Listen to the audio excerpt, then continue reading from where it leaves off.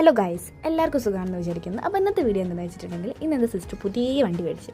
അപ്പോൾ നമ്മൾ വിചാരിച്ചു പുറത്തൊക്കെ ഒന്ന് പോയി ഒന്ന് കറങ്ങിയൊക്കെ വരെയല്ലേ വിചാരിച്ച് വെറുതെ ഒന്ന് പുറത്തേക്ക് നമ്മൾ ഇറങ്ങി പോകേണ്ട വെച്ചതായിരുന്നു. കാരണം നല്ല മഴക്കാറുണ്ടായിരുന്നു.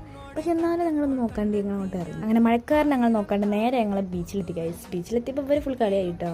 ഞാനാണെങ്കിൽ മറ്റേ മണ്ണിലൊരു കല്ല് പോലെ ചെറിയ സാധനം ഉണ്ടാവില്ല, അതൊക്കെ പെറുക്കിയിട്ടിൻ്റെ പേര് എഴുതാൻ നോക്കി. ഫുൾ എഴുതാൻ പറ്റില്ല, കാരണം പെറുക്കി മടുത്ത്.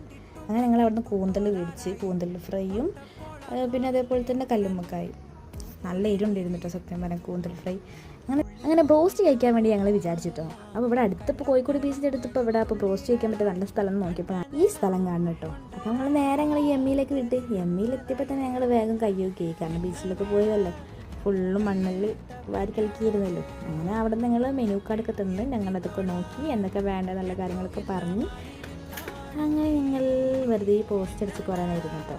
കുട്ടികളാണെങ്കിൽ പിന്നെ ഞാൻ പറയണ്ടല്ലോ, ഒരു ടേബിളിൽ വെക്കുന്ന സോസ് അത് കറക്റ്റ് എനിക്ക് ഇത്ര വേണം എന്ന് പറഞ്ഞ് രണ്ടാളും അവിടെ വലിയൊരു അടിയാണ് കേട്ടോ.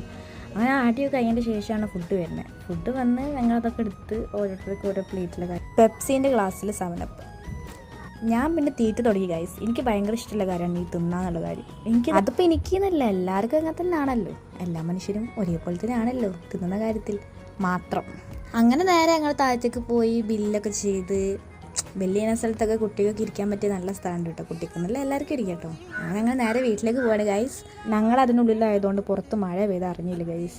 ഞങ്ങൾ അതിനുള്ളിൽ ഇരുന്നാൽ വളരെ നന്നായി, അല്ലാണ്ട് മഴ കൊണ്ടുപോയേനെ. അങ്ങനെ ഞങ്ങൾ നേരെ വീട്ടിലേക്ക് വിട്ട് ഗൈസ്. ഞങ്ങൾക്ക് മഴ ഒന്നും കൊണ്ടില്ല, സമാധാനമുണ്ട്.